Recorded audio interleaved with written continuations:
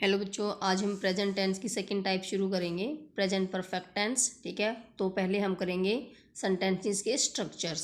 पहला है affirmative sentences. Affirmative sentences होते हैं जिनमें नोट नहीं लगा होता, जिन्हें हिंदी में सकारात्मक वाक्य कहते हैं। तो इसमें पहले आता है सब्जेक्ट, फिर हेल्पिंग वर्ब हैज़ या हैव, और फिर वर्ब की थर्ड फॉर्म, और फिर ऑब्जेक्ट।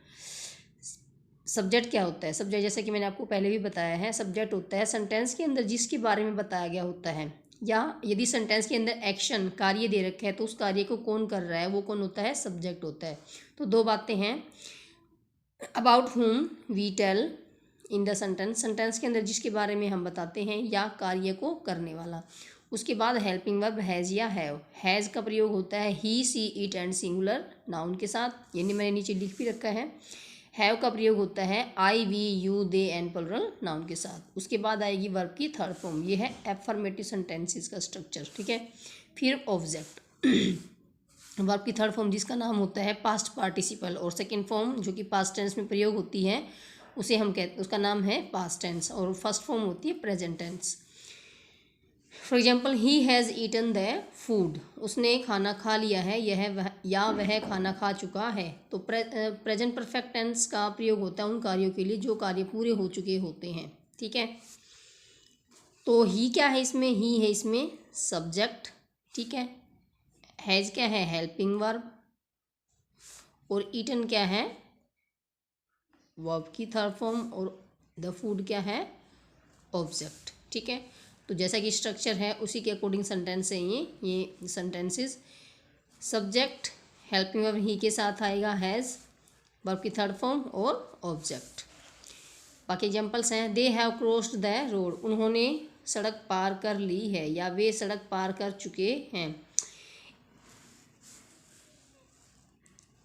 प्रेजेंट परफेक्ट टेंस में जो सेंटेंसेस होते हैं, जब हम उनके हिंदी अनुवाद करते हैं तो मोस्टली सेंटेंसेस में जो है चुका है, चुके हैं, चुकी है, इस तरह का उच्चारण होता है। ठीक है, तो यदि ऐसे वाक्य हैं जिनके अंत में चुका है, चुके हैं, चुकी है, तो यदि हम उनको इंग्लिश में ट्रांसलेट करने के लिए बोला जाए तो हमें प्रेजेंट परफेक्ट टेंस का यूज़ करना होता है, मतलब हैज़ हैव के साथ वर्ब की थर्ड फॉर्म। नेक्स्ट एग्जाम्पल है Rita has done her work, Rita ने अपना काम कर लिया है या रीटा अपना काम कर चुकी है। रीटा सब्जेक्ट है, has helping verb, done do की थर्ड फॉर्म है, और उसके बाद ऑब्जेक्ट। नेक्स्ट है रीटा एंड सारा हैव रीड द स्टोरी। अब रीटा क्या है इसमें? इस सेंटेंस में सिंगुलर नाउन है, तो सिंगुलर नाउन के साथ, सिंगुलर नाउन मतलब एक वचन संज्ञा जो कि संख्या में एक होती है, तो सिंगुलर नाउन के साथ हैज़ का प्रयोग होता है। अब नेक्स्ट सेंटेंस में रीटा एंड सारा ये दो नाम हो गए, तो ये क्या हो गया? प्लुरल नाउन है ये हैव, इसीलिए इसमें हैव का प्रयोग होगा, have read the story. Read जो वर्ब है उसकी फर्स्ट सेकंड थर्ड तीनों फॉर्म सेम होती हैं। ठीक है, तो ये है यहाँ इस वर्ब की थर्ड फॉर्म है ये। रीटा और सारा ने स्टोरी कहानी पढ़ ली है या पढ़ चुके, रीटा और सारा कहानी पढ़ चुकी हैं। ये मैंने नीचे लिख रखा है, हैज़ का प्रयोग किन के साथ होगा और हैव का किन के साथ होगा। अब इसके बाद है निगेटिव सेंटेंसेस। निगेटिव सेंटेंसेस में सिर्फ क्या है, वर्ब की थर्ड फॉर्म से पहले हमें क्या लगाना है? नोट लगाना है, बाकी सेम है। मैंने इन्हीं सेंटेंसेस को निगेटिव सेंटेंसेस में कन्वर्ट कर रखा है। ठीक है, अब इसके बाद है इंट्रोगेटिव सेंटेंसेस। इंट्रोगेटिव सेंटेंसेस में क्या करना है हमें? हैज़ हैव को शुरू में लेके आना है, उसके बाद सब्जेक्ट आएगा, बाकी सेम रहेगा, और एंड में क्वेश्चन मार्क लगेगा। और एंड में इंट्रोगेटिव सेंटेंसेस में प्रश्नवाचक वाक्यों में क्वेश्चन मार्क लगता है। तो सेंटेंस है, has Reena cut the cake, क्या रीना ने केक काट लिया है या क्या रीना केक काट चुकी है। नेक्स्ट है, have you draw the picture, क्या तुमने पिक्चर तस्वीर का चित्र बना लिया है। ड्रॉ मीन्स होता है चित्र बनाना। 1 मिनट,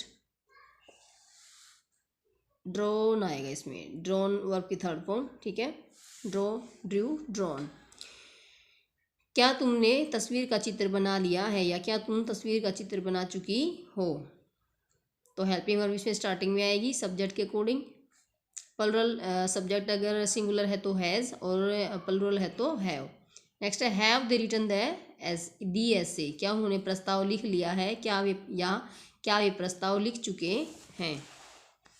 नेक्स्ट है हैव पायल एंड तान्या। पायल और तान्या क्या है, दो नाम है तो क्या है ये प्लूरल नाउन है, तो इसके साथ हैव लगेगा। Have Payal and Tanya return the key, क्या पायल और तान्या ने चाबी लौटा दी है। नेक्स्ट अब इंट्रोगेटिव सेंटेंसेस, ऐसे इंट्रोगेटिव सेंटेंसेस जो कि WH फैमिली वर्ड जो क्वेश्चन वर्ड होते हैं उनके साथ जो शुरू होते हैं। Where have you put the ice cream, तुमने आइसक्रीम कहाँ रखी है, कहाँ रख दी है। ठीक है, तो हिंदी में ऐसे प्रश्नवाचक वाक्य हैं जिनके बीच में प्रश्नवाचक शब्द आते हैं, जैसे तुमने आइसक्रीम कहाँ रख दी है, इसमें प्रश्नवाचक शब्द क्या है, कहाँ। तो जब हम हिंदी में प्रश्नवाचक वाक्यों को बोलते हैं तो जब उनमें बीच में आता है तो इसमें क्या है, कहाँ बीच में आता है जब इसको, तो उसमें हमें क्या करना है, उस क्वेश्चन वर्ड को हमें स्टार्टिंग में लगाना है और बाकी जो स्ट्रक्चर है वो सेम बनाना है। नेक्स्ट जैसे why has he slapped Mahesh, उसने महेश को थप्पड़ क्यों मारा।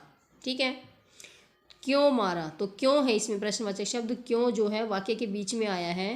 तो ऐसे प्रश्नवाचक वाक्य जिनके बीच में आते हैं प्रश्नवाचक शब्द उन्हें हमें स्टार्टिंग में लगाना है इंग्लिश ट्रांसलेशन करते समय। तो क्यों है इसमें प्रश्नवाचक शब्द, तो क्यों के लिए वाई लिखना है हमें, why has he slapped Mahesh.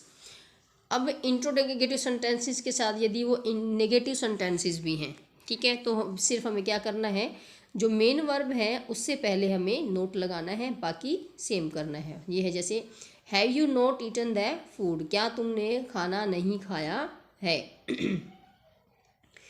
ठीक है, तो इसमें क्या करना है, बस मेन वर्ब से पहले नॉट, सब्जेक्ट के अकॉर्डिंग हैज़ या हैव का प्रयोग होगा। और फिर से वही, यदि प्रश्नवाचक शब्द वाक्य के बीच में आता है हिंदी वाक्य में तो उसको हमें शुरू में लगाना और बाकी स्ट्रक्चर सेम रहेगा।